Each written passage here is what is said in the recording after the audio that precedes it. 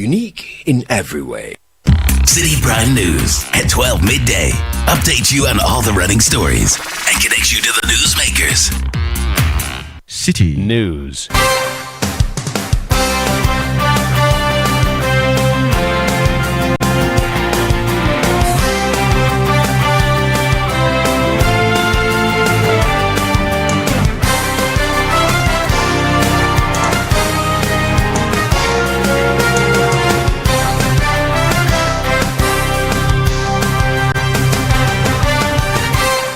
It's midday. Hello, good afternoon to you and welcome to the Citi Prime News on 97.3 Citi FM.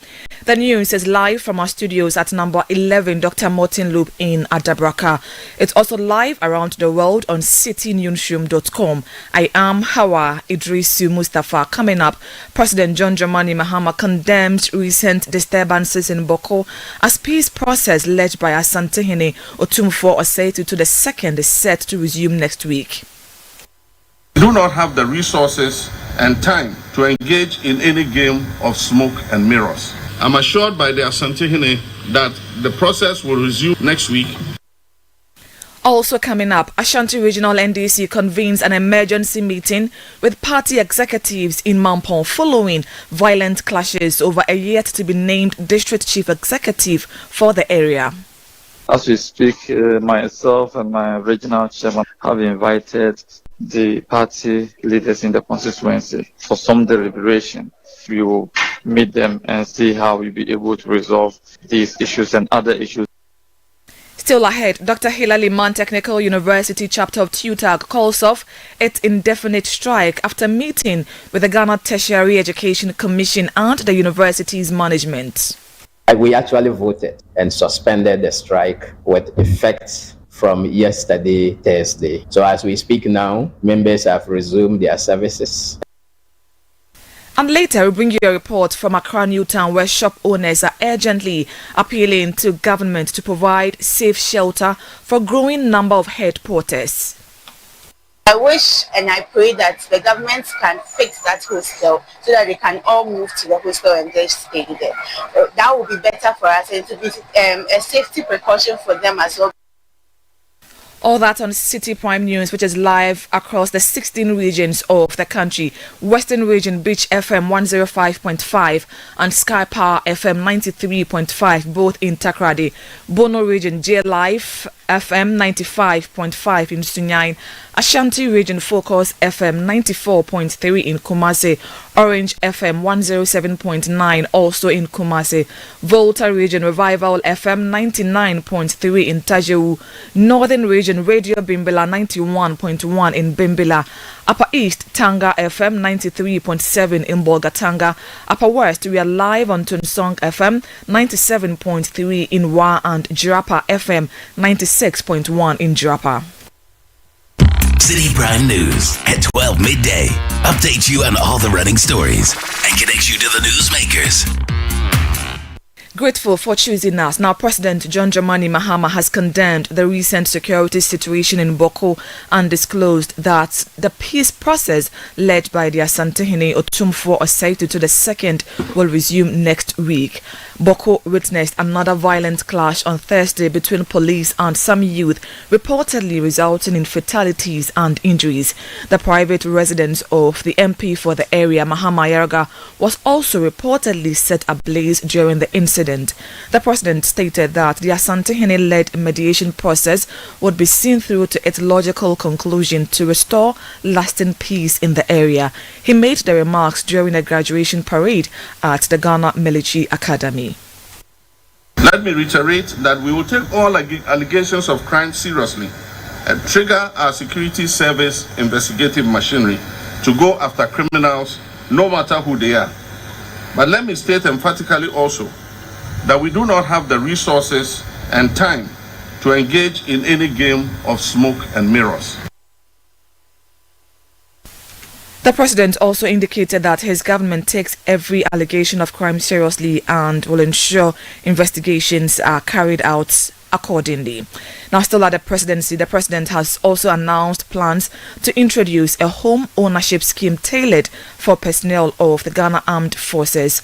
According to him, the initiative is aimed at supporting military officers and service members to acquire their own homes as part of effort to improve their welfare and long-term security. Under my watch as the Commander-in-Chief of the Ghana Armed Forces, merit-based promotions hinged on competence and not connections will be the norm and not the exception. We will also expand opportunities for non-commissioned officers, NCOs, to access officer cadet training. I believe every soldier should have a fair chance to rise optimally through the ranks, and especially when they merit it. As a hallmark of my administration, exhibited across all sectors, will ensure professionalism and transparency within the Ghana Armed Forces. We will address the most pressing concerns of our troops, starting with the need for quality housing. We will focus on constructing new housing units in the barracks while refurbishing dilapidated and abandoned military accommodation across the nation. You had President John Dramani Mahama. The Minister for Education, Haruna Idrisu, has inaugurated the newly reconstituted Ghana Education Trust Fund Board to oversee the allocation of funds for school infrastructure projects. Government recently uncapped the fund and released 3.5 billion cedis for its operations. At the ceremony, the minister urged the 17-member board to prioritize emergency reconstruction in cases of natural disasters such as floods and fires, and encouraged responsible use of the allocated resources. You should be looking at a situation where members of parliament, with your support, at least can undertake one project. If we give them 200,000 times 4 years, President Mahama, we have 4 years. My mandate is 4 years. Within the 4 years, if I cannot complete a classroom block, what would you have done in helping me? And having been in the seat as member of parliament, I know what members of parliament go through, and I can share with you that when you hear the public take up that, why are you giving money to members of parliament? Get man, do this for the country. You will have to find a way to make some allocation that will respond to these natural calamities. We don't have control over it, but certainly we would have to live with it. You heard the Minister for Education, Haruna Idrisu. The Technical University Teachers Association of Ghana, TUTAG, at the Dr. Hila Liman Technical University has suspended its indefinite strike following the commencement of negotiations with the Ghana Tertiary Education Commission and the university's management. The strike, which began on Tuesday, April 8, had halted academic activities, with TUTAG citing the university's management's prolonged failure to address critical concerns raised over the past 2 years. Speaking to Citi News, chairman of the Dr. Hila Liman TUTAG chapter, Samadu Kamwene, said the decision to suspend the strike is to allow for peaceful dialogue without further disruption to academic work.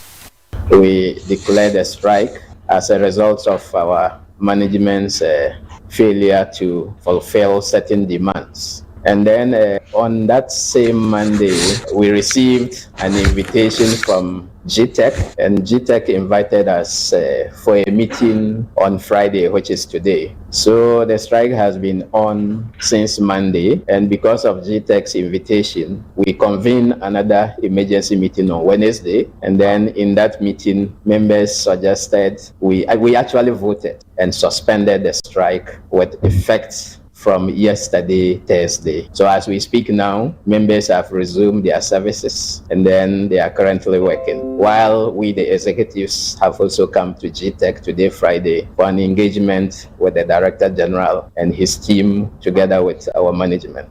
By now, if you visit our campus, you realize that lectures are going on and academic activities are going on. Samadu Kamwene is chairman of TUTAG at the Dr. Hila Liman Technical University. Meanwhile, the Director General of the Ghana Tertiary Education Commission, Professor Ahmed Jinapo Abdullahi, assured the Union of GTEC's commitment to resolving their grievances, noting ongoing effort to improve infrastructure and enhance institutional operations. Dr. Hila Liman University has a student population of about some 2,500, 700 students. And students mostly do not find the school attractive because they don't have the necessary infrastructure. We've been working with management to see how we can support the institution by getting them the needed infrastructure, i.e. hostels, laboratories, and IT equipment for the institution to be able to function effectively and efficiently. As I indicated to management, I think strike should always be the last resort, if not no option at all. The current administration has been in office for just close to just 3 months, and all of a sudden they are saddled with what? Strike, when, as a matter of fact, the Minister of Education has not even had proper briefing of the stature and nature of Dr. Hila Liman University. So we find it refreshing that they are come back to the classroom. We hope this should be the last strike, and as a commission, we are always going to create the necessary enabling environment for us to have dialogue and discourse and see how we can ensure that their wishes in terms of what they are asking for are addressed. Professor Ahmed Jinapo Abdullah is Director General of the Ghana Tertiary Education Commission. Ashanti regional executives of the National Democratic Congress NDC have summoned constituency executives in the Asante Mampong following violent disturbances over the alleged nomination of a municipal chief executive. Some aggrieved supporters of the party stormed the NDC office on Monday, vandalizing properties and setting some items ablaze. The youth claimed they had received information that one Esther Jumo had been nominated for the MC position, although no official communication has been issued by the presidency. Deputy Ashanti Regional Secretary of the NDC, Ba Achemfo, told Citi News that the regional executives have initiated processes to address the concerns of the aggrieved youth. As we speak, myself and my regional chairman, Augustus Anderson Nakwasi, have invited the party leaders in the constituency for some deliberation. We will meet them and see how we'll be able to resolve these issues and other issues in some selected constituencies. I know Mampong is not the only area where we are hearing of these agitations. What is the NDC's executive in the region doing to resolve this? It's a matter of explaining issues to them. I mean, we've seen the issues they've raised, and I believe there are some logic in some of the issues they've raised. It's a matter of giving them further and better particulars in regards to what their complaints are, and which we will do it soon. So I believe by tomorrow, the next day, these issues will not erupt again. They will come to the same conclusion as we have at our level. It's a matter of giving them the right information, for which we will do soon. He also called for calm among NDC supporters. We respect the decision of the president and the decision of the ABUD committee for who vetted these aspirants. We should respect that because they are our leaders. If we decide to fight our leaders, who would we be going to in times of need? So we should all respect their decision. If under some circumstance you do not have clear understanding of some of the decisions they've taken, you can rely on the party structure, communicate to us. We will further explain to you for you to know why those decisions were taken. You should calm down. We believe that the president, in his wisdom and his interest, we would want the very person who would help us build the various districts. And that is our core mandate as a party. Deputy Ashanti Regional Secretary of the NDC, Ba Achemfo. Over 10 houses have been affected by tidal waves in the Ketu South municipality of the Volta region. This is according to the unit committee member for the Salakope electoral area, Gideon Tete. Residents are thus calling for immediate commencement of Phase 2 of the Blekusu Sea Defence Project to mitigate the impact of the tidal waves. In an interview with Citi News, Gideon Tete noted that communities in the area continue to suffer from the effects of the phenomenon. When you come to the Amutinu Salakope Agabaji, where the tidal wave is happening, since the president came and left, we saw some people who came around as in surveying the areas for the construction of the sea or for the sea defense. But as it is now, nothing happened yet. They didn't start any defense yet for the sea. Day in, day out, the sea kept kept destroying the environment. As at last week and this week, about 15 houses are gone. Where we have our cemeteries, about some of the dead have been removed to send to another place because the sea is very close to them, destroying the area. Yes, we are still calling up on the government to help us for the construction of the sea. In that way, that we are saying that we want him to breathe for us very fast because lives are at stake. It's still affecting us. Houses are going, cemeteries are going, working places are going, working materials as in our boats, our nets, our urban motors, our properties as in our uniforms, our houses, everything is going. So we are calling up to the government to quickly turn up to us, and then they should start the sea defense for us. Gideon Tete is the unit committee member for the Salakope electoral area in the Volta region. This is still the City Prime News on 97.3 Citi FM. Still to come, we bring you a report from Accra Newtown, where shop owners are urgently appealing to government to provide safe shelter for a growing number of head porters. We have details of that plus other stories coming up shortly. Please stay with us. City Prime News at 12 midday. Update you on all the running stories and connect you to the newsmakers.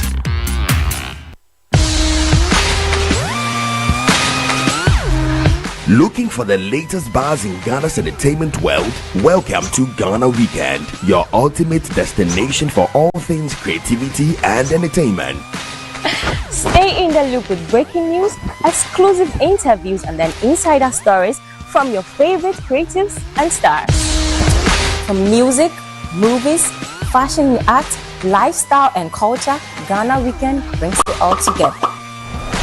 Get a daily dose of entertainment, discover new talents, and never miss out on the creativity that defines our vibrant culture.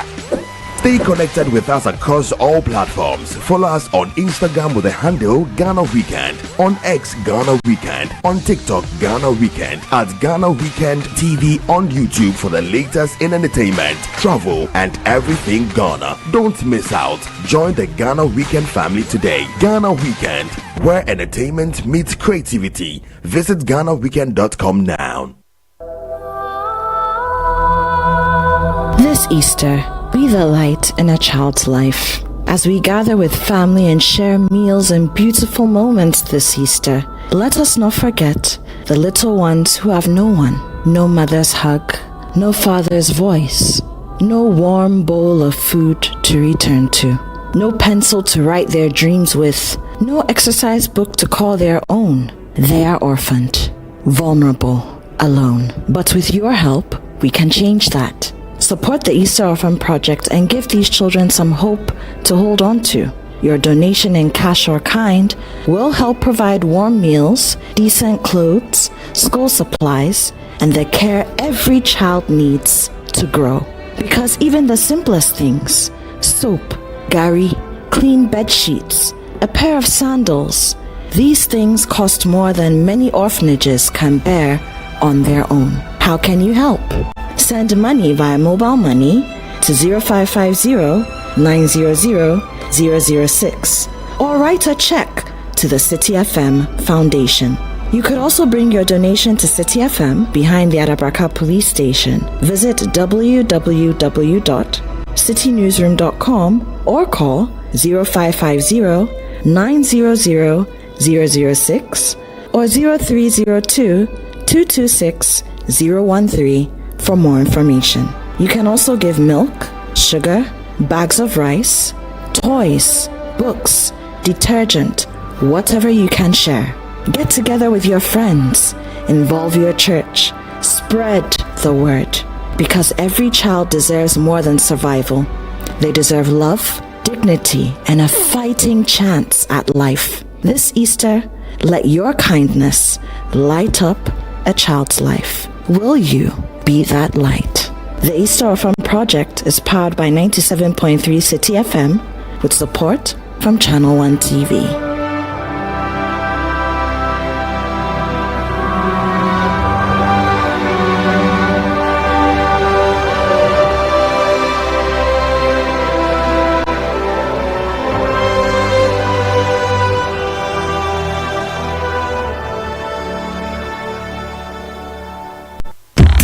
Prime News at 12 midday. Update you on all the running stories and connect you to the newsmakers. You're welcome back. Now, global health research company P95 has officially launched operations in Ghana, marking a major boost for the country's health sector. P95 specializes in clinical trials and real-world evidence solutions, particularly in vaccine development and infectious diseases. Speaking to Citi News, Vice President for Strategic Development in Africa, Catherine Land, described the company's entry as a vital step towards enhancing Ghana's role in global health research and strengthening local healthcare capacity. The company started in South Africa 26 years ago by myself. So now we've come to the journey to this part where we've now established offices in Nairobi and in Ghana. This week, and the intention is to establish in-country organic solutions for health services. We're beginning to identify and develop capacity building in sites and to help with global healthcare. Research needs to be done. If we need medicine, right? We need solutions to healthcare problems which largely result in vaccines. But you need to be able to have a look at what the population's response is to vaccines. And that includes West African populations and Ghanaian populations.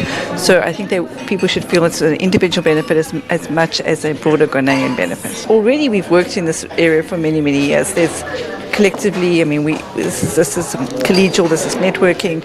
So we have obviously a large network of collaborators we can bring to the country. Catherine Land is Vice President for Strategic Development in Africa at P95. Now, clinical epidemiologist Professor Fred Binka underscored the need for the Food and Drugs Authority to strictly enforce the testing of medications before they are approved for use.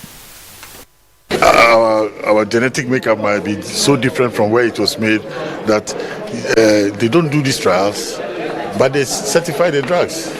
And our monitoring system is questionable. So they need to do basic studies to make sure that when these same drugs are taken in the Ghanaian population, they will do well. So P95 coming here means that he sees that there's a potential to do many of these trials here. So it's most of them started by supervising the drug trials from South Africa. Okay. So one version or the other has always started from South Africa. And I think P95 also started from there. So now they have to do more trials here because some countries are beginning to request that we want to see our national data before we approve the drugs. Professor Fred Binka is a clinical epidemiologist. The Ghana Education Service will begin weekend inspections in senior high schools to help curb student violence involving weapons. This move follows a recent shooting incident at SDA Senior High School in Kumasi, where a female student was hit by a stray bullet. Education Minister Haruna Idris was speaking at a meeting with school heads in Sunyani, backed the initiative, stressing the need to restore discipline and ensure student safety across schools. In respect of the un-Ghanaian development of shooting in Kumasi, the Director General of the GES has the full support of government for you to strengthen your inspections in order that guns, knives, and other violent tools and equipment are not found in our schools. You have the full support of government to initiate those inspections at the weekend. Haruna Idrisu is Education Minister. Shop owners in Accra New Town are appealing to the government to provide safe shelters for head porters who sleep in front of their stores. They say the growing number of porters not only creates sanitation issues but also poses safety risks to both the women and their businesses. With more head porters arriving in the capital daily, the business owners are urging authorities to act swiftly. Citi News' Josephine Addo has more from New Town. Accra New Town, a busy commercial hub famed for its printing industry and the Malamata market, draws in head porters, mostly women from northern Ghana, in search of livelihood. These women carry heavy loads for meager wages, often with infants strapped to their backs. But their challenges don't end at sundown. With no shelter, many of them sleep outside shop fronts, vulnerable to theft, harsh weather, and insecurity. Shop owners say that although they do not charge the porters for staying overnight, their presence has raised concerns. They worry about safety and hygiene issues, both for their businesses and for the porters themselves. Edward Ankra, a paper retailer, said he regularly advises the porters not to cook in front of his shop due to fire risks. He's calling on the government and NGOs to step in with support. Actually, they came and requested it from the next shop. But as they came, gradually their numbers began to increase. So some of them also came to my shop, which is very close to the next shop. They don't pay anything. As a matter of fact, we saw that they are also Ghanaians and they don't have nowhere to go. So when they came to sleep here, we are also accommodating them. As a matter of fact, when they came here, they started cooking. Some of them started cooking, washing their clothes and everything. So as you can see here is the paper shop, and it's very, very distinct. How can I put it? Dangerous for us if they cook for us. So I want them that they can do their washing and anything else, but for cooking here, we don't allow them to cook here. Jacqueline Bentel, who sells drinks and clothing nearby, highlighted the sanitation problems caused by the head porters' presence. She is urging urgent government action to address what she describes as a worsening situation. You see them washing here. Sometimes they litter here and then they put some of the rubbish in the gutters and all that, which we have been speaking to them about it, but they seem not to listen. They used to have, they had built a hostel for them to stay in it, but I don't know why. They brought a bus to carry them to go to that hostel, but I don't know why they are still back here again. When you ask them, they said the hostel is not yet conducive for them to stay. So I wish and I pray that the government can fix that hostel so that they can all move to the hostel and just stay there. That would be better for us and to be a safety precaution for them as well, because their children just litter around. A car can hit them or anything. Meanwhile, Alassane Abubakar, chairman of the Works Subcommittee at the Ayawaso Central Municipal Assembly, disclosed that plans to construct a shelter for the porters had begun, but encountered stiff opposition from some local residents. To be frank, we've done our best in the past. Yes, I remember last year, around same time, the assembly did their best to try and build a modern hostel facility for them in the market, but there was very stiff opposition from the market women and also some of the community members. We did our best, especially the MP at that time, Honorable Henry Korte. Yes, he did all he could. Also the MC, I remember very well, the contractor came around. We went there several times, and anytime we went there, there was very, very stiff opposition from the market women. And also because the site happened to be a place where the community members, some of them played football, they felt like we wanted to come and stop them from playing or from playing that football. But we did explain to them several times that no, yes, we know that some of the building materials will be there whilst the construction is ongoing, but yes, they didn't budge to it. But I want to say that the assembly is not going to renege. Yes, it's not going to renege. We are still going to do our best so that this year, as soon as possible, we can come together. If something can be done, we can do it as soon as possible before the rains start coming in. So I can assure you that we are going to do our best as an assembly member. The Channel 1 News team attempted to speak with the headquarters at night. Many were hesitant to talk, fearing eviction. However, one woman, Aisha, shared her ordeal, revealing how they are often forced to stay awake through rainy nights. We struggle with shelter during the rainy season. We came to Accra to fend for ourselves, but it becomes especially difficult whenever it rains. We are also frequently harassed by thieves.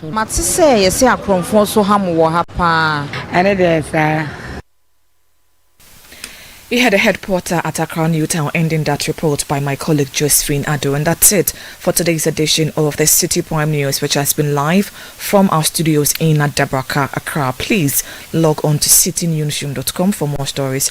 I am Hawa Idrisu Mustafa. Have a great weekend.